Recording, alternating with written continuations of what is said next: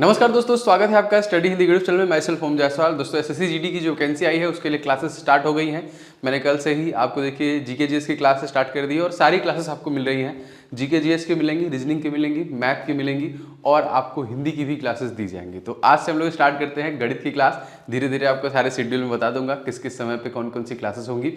बहुत इंपॉर्टेंट दोस्तों गणित की क्लास, जिसमें हम लोग जितने भी महत्वपूर्ण प्रश्न हैं उनको भी कवर करेंगे। साथ साथ दोस्तों जो PYQS हैं, जो पिछले वर्ष एग्जामिनेशन हुए हैं, उन पर आधारित प्रश्नों को भी देखेंगे, जिससे कि हमको आइडिया लग जाए कि किस प्रकार के एग्जामिनर क्वेश्चन पूछा था पिछले साल और ऐसे कितने कितने कैसे प्रश्न हैं जो आ सकते हैं आपको।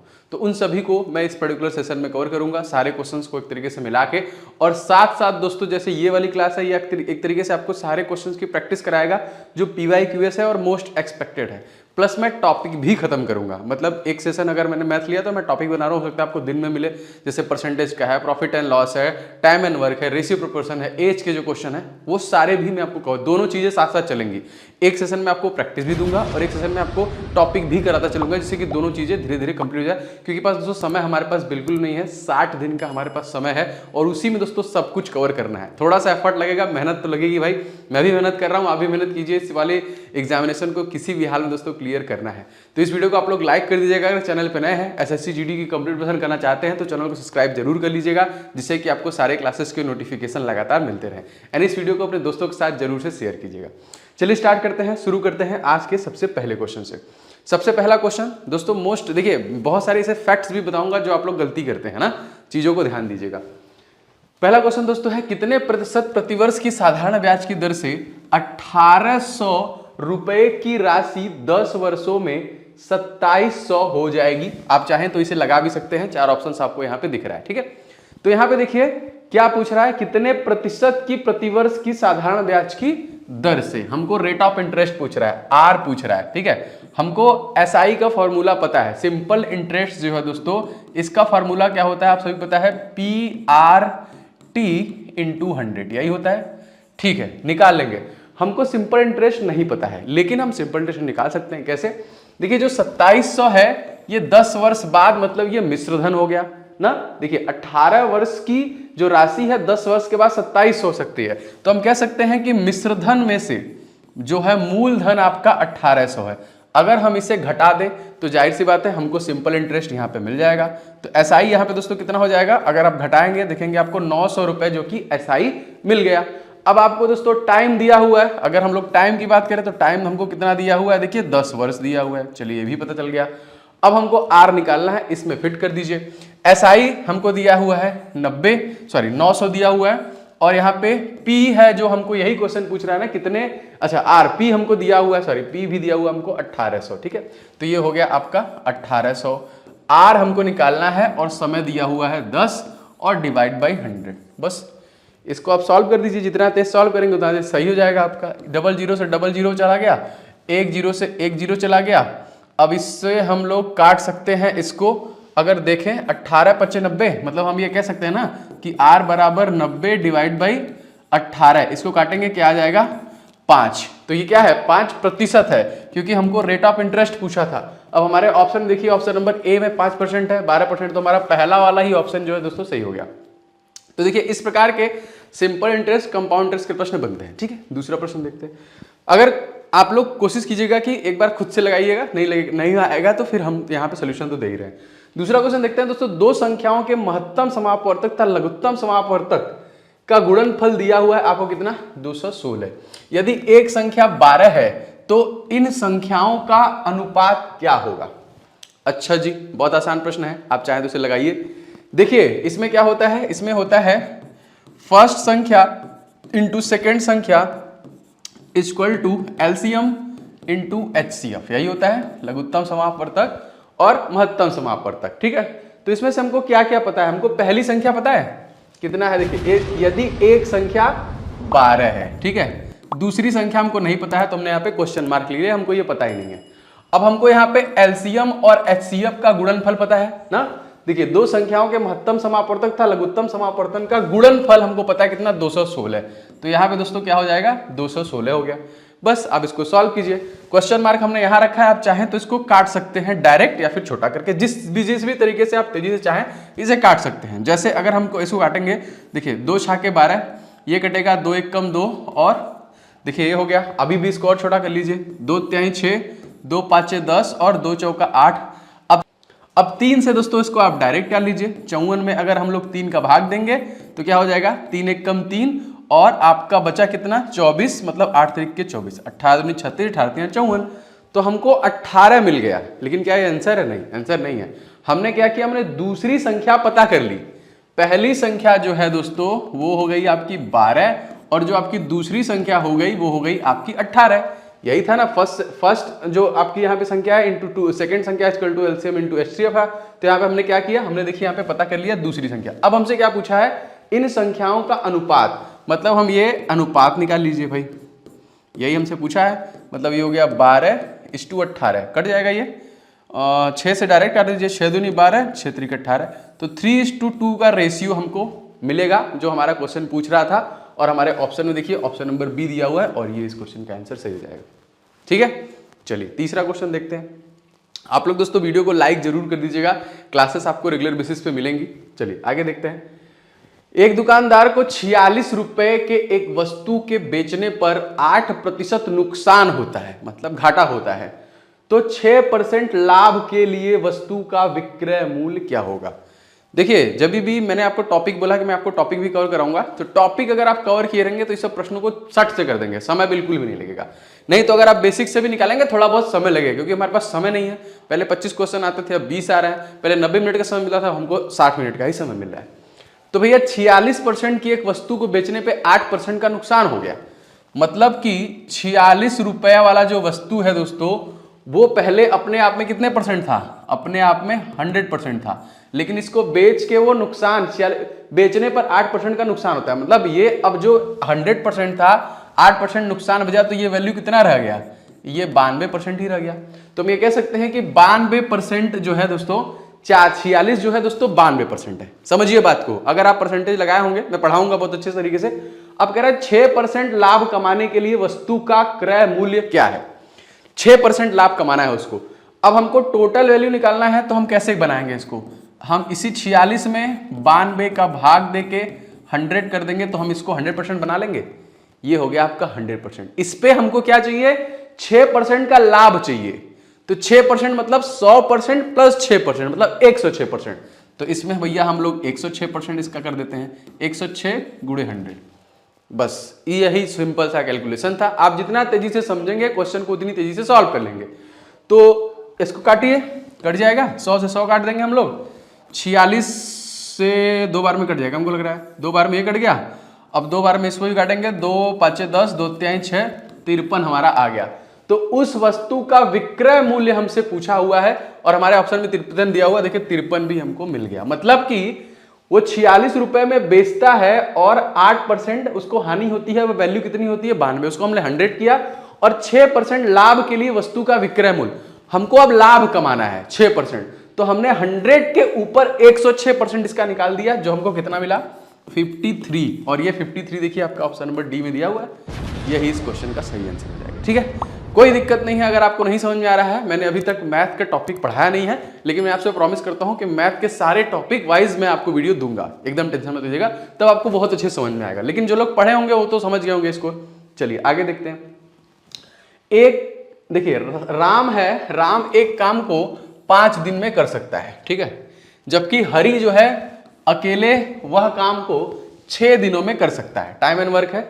यदि वे साथ मिलकर यह काम करते हैं तो उसे कितने दिनों में पूरा करेंगे। बेसिक सा क्वेश्चन है, प्रीवियस ईयर क्वेश्चन है। आइए देखते हैं। देखिए कह रहा है कि राम जो है एक काम को 5 दिन में करता है, ठीक है, ओके, राम 5 दिन में करता है और हरि है, और हरि जो है दोस्तों ये काम कितने दिन में करता है, 6 दिन में करता है। तो ये किसी काम को, ठीक है, तो हमको नहीं पता कि हमको टोटल काम कितना है। तो टोटल काम कैसे निकलेगा, अगर हम इनका एलसीएम निकाल लें। अगर हम एलसीएम निकाल लेंगे तो उसको हम लोग क्या बोलेंगे, उसको हम लोग बोलेंगे पूरा काम बोलेंगे। तो इसका क्या हो जाएगा, सिंपल सा दिख रहा है 6 पंजे 30, इसका जो एलसीएम हो जाएगा 30। अब देखिए अब ये लोग एक दिन में कितना काम करते हैं। तो अगर हम बोलें कि एक दिन में राम कितना काम कर रहा है, तो इस 5 का भाग आप 30 के साथ दे दीजिए, तो कितना हो जाएगा 5 6 30। तो एक दिन में राम 6 काम करेगा और इस 6 का भाग अगर आप 30 में दे देंगे तो 6 पंजे 30, हरी एक दिन में 5 काम करेगा। समझ में आया? तो आपने इन दोनों का एलसीएम निकाला, जो कि पूरा काम यही है, मतलब टोटल 30 काम हमको करने हैं, ठीक है। और राम एक दिन में अब हम निकाल लिए 6 काम कर रहा है और हरी एक दिन में 5 काम कर रहा है, लेकिन क्वेश्चन हमसे पूछ रहा है कि वे साथ मिलकर वह काम कितने दिनों में पूरा करेंगे। तो 6 5 11, ये एक दिन की, ठीक है, यहां पे मैं लिख दे रहा हूं, एक दिन में दोनों मिलकर 11 काम कर रहे हैं। पूरा काम कितना है? पूरा काम है 30। एक दिन में कितना कर रहे हैं? 11। बस अगर हमारा यही देखिए, इस पूरे काम में अगर हम ये भाग निकाल दें तो दोस्तों कितने दिन में काम पूरा करेंगे निकल जाएगा, जाहिर सी बात है। इसी तरह देखिए आप टाइम एंड वर्क क्वेश्चन को सॉल्व करते हैं, इसको हमको काटने की जरूरत नहीं पड़ी। क्यों? क्योंकि दोस्तों यहाँ पे हमको ऑप्शन सेम इसी तरह दिया हुआ है। अगर अब यहाँ पे देखें तो डी वाला जो ऑप्शन दिया है एकदम सेम टू सेम उसी तरीके से दिया हुआ है, तो हमको काटने की जरूरत ही नहीं है, कुछ भी नहीं करना है, ठीक है। तो ये देखिए आपका निकल गया। चलिए आगे देखते हैं अगला क्वेश्चन। विशाल तथा शेखर की वर्तमान आयु का अनुपात दिया हुआ है क्रमशः 14:17। 6 वर्ष बाद उनकी आयु का अनुपात क्रमशः 17:20 हो जाएगा, तो शेखर की वर्तमान आयु कितनी होगी? ठीक है, तो एज वाले क्वेश्चन को बहुत आसानी से, जैसे रेशियो में है तो आप निकाल सकते हैं। मैं इसका कलर ही चेंज करता हूँ, ब्लू कर लेता हूँ इसको, ठीक है। देखिए कैसे निकल सकता है। सबसे पहले विशाल है एक साइड, ठीक है भाई, और एक साइड हो गए भैया आपके शेखर हो गए, ठीक है। समझिए बहुत आसानी से लग जाएगा। इनकी वर्तमान आयु का अनुपात कितना दिया हुआ है? 14:17, ठीक है। ये क्या है? ये है इनकी वर्तमान। ऐसे प्रश्नों में बस अगर आप एक रेशियो की वैल्यू निकाल ले रहे हैं तो आपका आंसर आ जाएगा। अब कह रहा है कि कितने वर्ष बाद? 6 वर्ष बाद इनकी आयु का अनुपात कितना हो जा रहा है? 17:20। कितने वर्ष बाद? 6 वर्ष बाद, ठीक है। अब जो भी आपका वर्ष है आप यहां पे लिख लीजिए, जितने भी वर्ष का डिफरेंस आएगा आप साइड में लिख लीजिए। अब देखिए कैसे पता चलेगा। अभी अगर इन दोनों के बीच में, रेशियो के बीच में अंतर समान है, जैसे पहले देखिए विशाल का 14 था फिर 17 हुआ, कितने का डिफरेंस हो गया?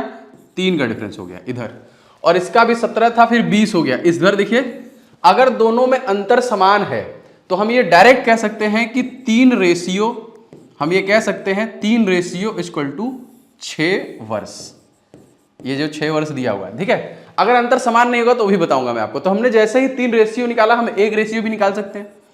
एक रेशियो इक्वल टू हो गया 6 डिवाइड बाई 3 इक्वल टू 2।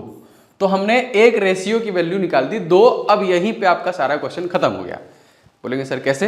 अगर आपने एक रेशियो की वैल्यू निकाली तो आप क्वेश्चन सॉल्व कर लेंगे। इसके ऊपर एक और आपको कभी बताऊंगा, एक और रेशियो क्वेश्चन बताऊंगा कि एज वाले क्वेश्चन को इसी तरीके से लगाइएगा।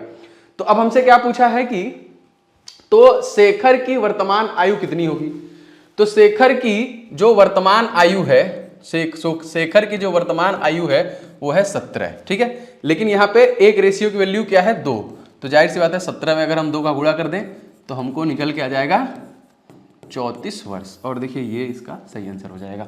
तो शेखर की वर्तमान आयु अगर हमसे पूछा तो देखो 34 वर्ष दिया हुआ है। अगर हमसे पूछता कि शेखर की 6 वर्ष बाद की आयु, तो आप नीचे वाले में गुणा कर लेते हैं, 20 वाले, 20 दूनी 40 वर्ष। इस तरीके से समझ में आ गया, कोई दिक्कत नहीं है। इसी प्रकार चलिए एक क्वेश्चन इसी टाइप से और लेते हैं, जिससे कि आपको अभी तो मैंने बहुत आसानी से बता दिया। अब इस क्वेश्चन में देखिए, समीना तथा सुहाना की आयु का अनुपात दिया हुआ है 7:3, पहला अनुपात दिया हुआ है। 6 वर्ष बाद, फिर देखिए समय वही है, 6 वर्ष बाद इनकी आयु का अनुपात हो जाता है 5:3। तो इनकी आयु में अंतर हमसे पूछा है। ये लास्ट में कुछ भी पूछ सकता है, कोई दिक्कत नहीं, हमको बस एक रेशियो की वैल्यू निकालनी है, ठीक, कोई निकल जाएगा। समीना और सुहाना, चलिए भाई हमने यहां पे लिख दिया समीना और यहां पे लिख दिया हमने सुहाना। वर्तमान आयु का अनुपात इनका दिया हुआ है, कितना दिया हुआ है? 7:3 दिया हुआ है, ठीक है। 7:3 दिया हुआ है वर्तमान आयु का। ये हो गया आपका, लिख लेते हैं, ये हो गया आपका वर्तमान। अब 6 वर्ष बाद इनकी आयु का अनुपात हो जाता है 5:3, ठीक है। ये क्या है? 6 वर्ष बाद। जितने वर्ष बाद होता है मैंने आपको बोला इसको अपने साइड में रखिए, क्योंकि यही रेशियो अगर समान है तो उसकी वैल्यू फटाक से निकल जाएगी। अच्छा अब यहां पे कर लेते हैं इसको कलर चेंज। क्या देखिए इन दोनों का अंतर सेम है? तो 7। यहां तो 2 का अंतर दिख रहा है भाई, यहां तो 0 का अंतर दिख रहा है। तो अंतर नहीं है सेम, हमको अब अंतर सेम करना पड़ेगा। अगर दोनों का अंतर सेम होगा तभी आप रेशियो की वैल्यू निकाल सकते हैं। तो अंतर सेम करने के लिए क्या करेंगे, हम बड़ी संख्या से छोटी को घटा लेंगे। तो 7 में से अगर हम 3 को घटा लेंगे तो हमको क्या मिल जाएगा 4, और इसमें 5 और 3 है, बड़ी संख्या क्या है 5 में से हमने घटा लिया 2, तो हमको क्या मिल गया 5 में से 3 घटा लिया तो हमको क्या मिल गया 2। ठीक है, ऊपर देखिए इसमें इन दोनों में कितने डिफरेंस हो गया 4 का, इन दोनों में कितने डिफरेंस हो गया 2 का, इनका क्रॉस मल्टीप्लीकेशन कर दीजिए, मतलब इस 2 का गुणा आप ऊपर वाले में कर दीजिए। तो देखिए अब ये नया हम बना रहे हैं रेशियो, ठीक है, तो कितना हो जाएगा 7 दूनी के 14 संबंधे 3 दूनी के 6। ठीक है, अब ऊपर वाले का कर दीजिए नीचे, तो देखिए 4 पंजे हो गया आपका 20 संबंधे और 4 तिहाई के 12। अब देखिए आपका रेशियो समान हुआ, हो गया कैसे, डिफरेंस समान हुआ, इसमें देखिए कितने का डिफरेंस है 6 का, इसमें देखिए कितने का डिफरेंस है 6 का, तो हमने यहां पे निकाल लिया कि 6 रेशियो बराबर 6 वर्ष, यही है, हमने फटाक से निकाल लिया। तो हम यहाँ पे 1 रेशियो की भी वैल्यू निकाल लेंगे, 1 रेशियो 6 डिवाइड बाई 6 काटेंगे, हमको क्या निकल के आ जाएगा, निकल के आ गया आपका 1 वर्ष। बस खत्म। क्या पूछा है, इनकी आयु में अंतर क्या है। ठीक है, तो इनकी आयु में अंतर आपको अब निकालना है। अब जाहिर सी बात है ऊपर से निकालिए चाहे आप देखिए कहीं से भी निकालिए, आप घटाना है। ठीक है, अब यहाँ पे देखिए हमको लग रहा है कि वर्तमान आयु में अंतर, ठीक है, यहाँ पे मैंने लिखना भूल गया हूं, कोई दिक्कत नहीं है, समझ जाइए, रेशियो वैल्यू निकल के कुछ भी निकाल सकते हैं।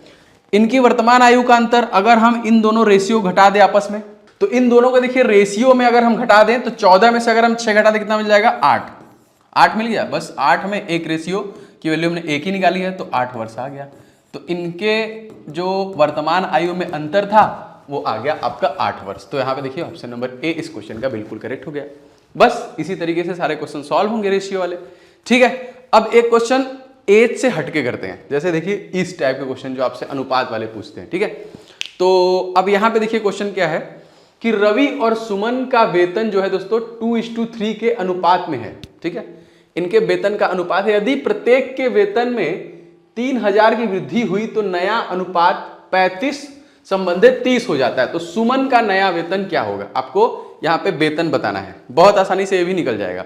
अब यहाँ पे 2 लोग दिए गए हैं, कौन कौन, एक है आपके रवि और एक है आपके सुमन। ठीक, इन दोनों का जो वेतन का अनुपात जो पहले था वो क्या था, वो था 2:3। यदि प्रत्येक के वेतन में 3000 की वृद्धि हो जाए, इनकी पहले थी लेकिन 3000 रुपए का बढ़ोतरी कर दिया गया, तब इनका जो अनुपात हो गया वो क्या हो गया 35 संबंधे 50 हो गया। ठीक है, तो ये हो गया, कोई दिक्कत नहीं है। क्या इनका रेशियो समान है, बिल्कुल नहीं है। समान करने के लिए हमको जरूरी है भाई एक रेशियो के लिए निकालेंगे फट से आंसर आ जाएगा, तो हम समान कर लेते हैं। कैसे करेंगे, बड़ी संख्या को छोटी में घटा दीजिए, तो यहाँ पे हमको मिला 1, बड़ी संख्या से छोटी में को घटा दीजिए तो यहाँ से हमको मिल गया 15। इनका क्रॉस मल्टीप्लाई 15 का ऊपर में कर दीजिए। अब जब नया निकालेंगे तो ऊपर वाले को भूल जाएंगे। ठीक है, इससे कोई मतलब नहीं रहेगा।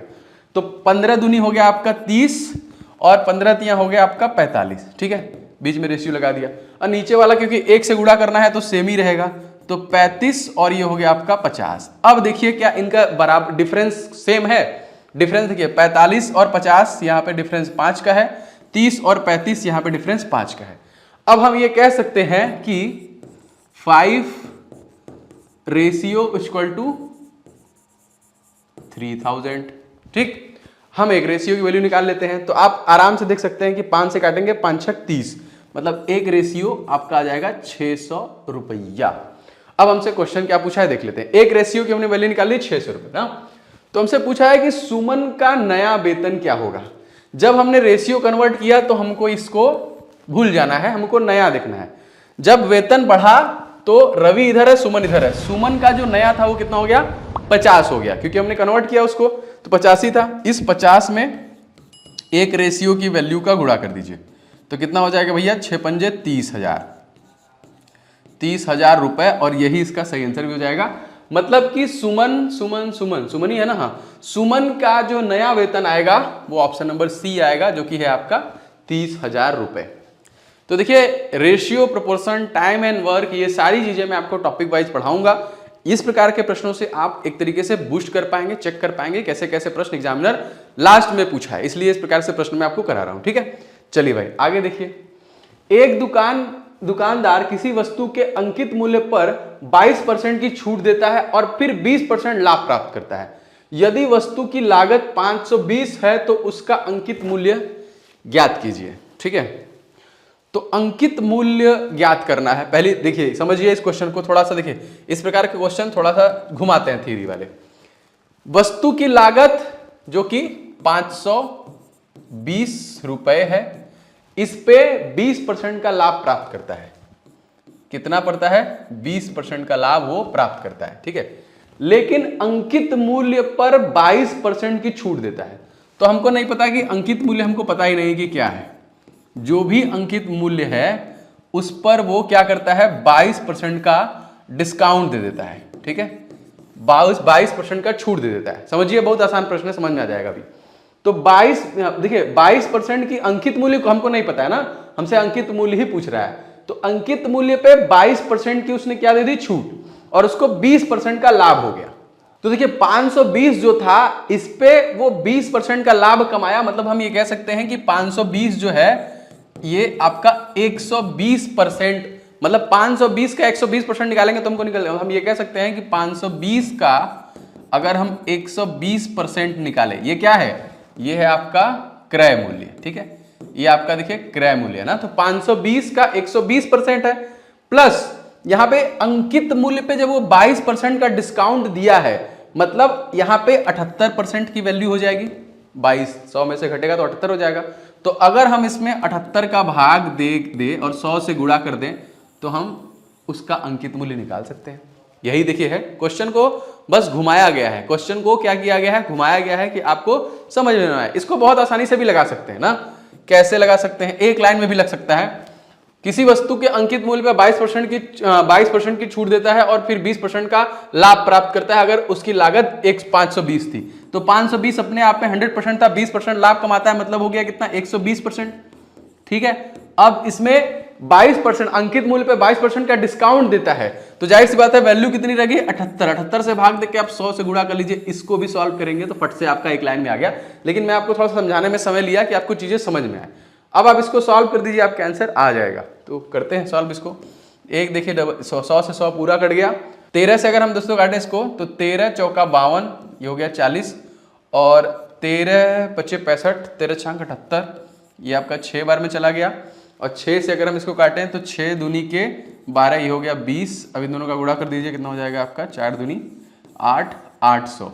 तो उसका अंकित मूल्य देखिए हमको निकल के आ गया कि उसका जो अंकित मूल्य उसने रखा हुआ था वो क्या था? 800 रुपये रखा हुआ था। और इस क्वेश्चन का ए आंसर सी हो जाएगा।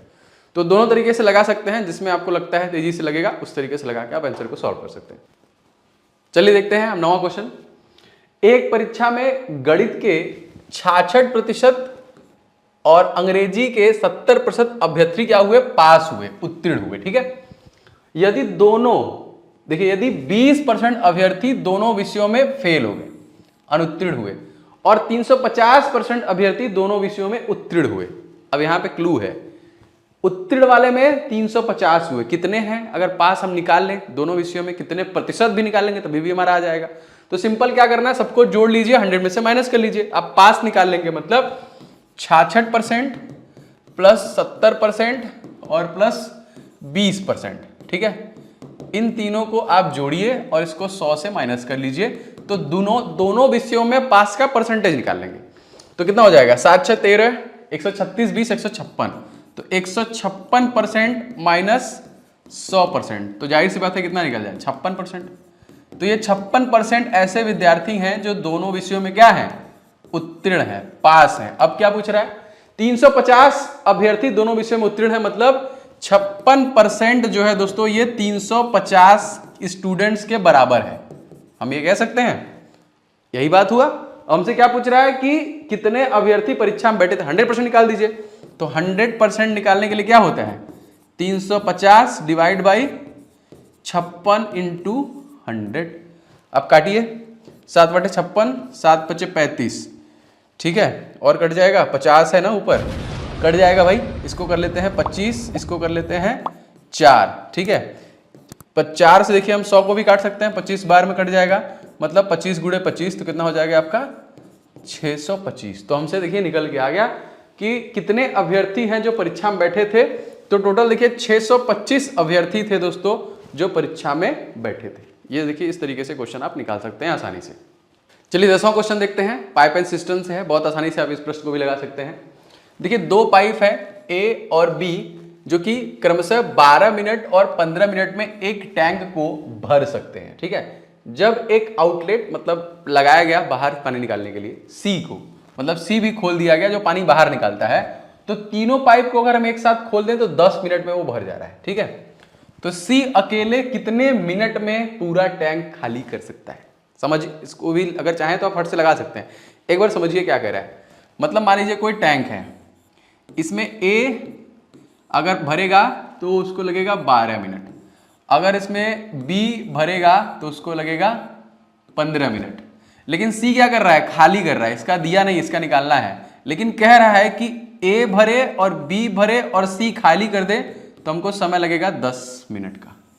कितना समय लगेगा? 10 मिनट का। मतलब ए प्लस बी माइनस सी 10 मिनट का, ये हमको कह रहा है। और सी हमसे पूछ रहा है अगर अकेले उसको खाली करना चाहे तो कितने समय में कर सकता है। आइए देखते हैं, बहुत आसानी से लग जाएगा। ए है, ए को लगता है कितना? 12 मिनट। बी को लगता है कितना? 15 मिनट।